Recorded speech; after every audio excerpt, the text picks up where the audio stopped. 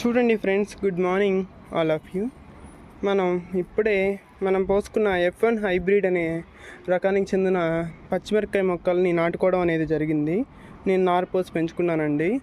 250 rupees పెట్టి ఆన్లైన్లో F1 hybrid chilli గింజెస్ సీడ్స్ని తెప్పియడం జరిగింది. వాటిని నేను ఇక్కడ నాటుకోవడం అనేది జరిగిందండి.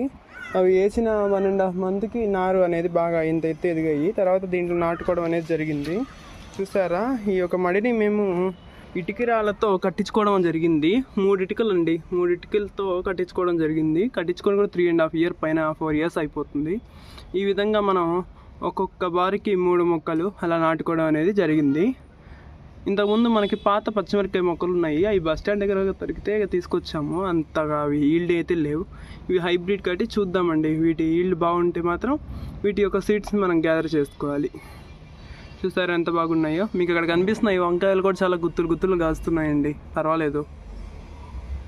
ఇప్పుడు పాపం నేను ఏంటంటే ఈ టైంలో వేసాను. ఈ సమ్మర్కి అవి ఎట్లా వస్తాయో, ఎలా గ్రో అవుతాయో కూడా చూడాలి. ఇదండి పచ్చిమిరపకాయ మొక్కల అప్డేట్ మనకి.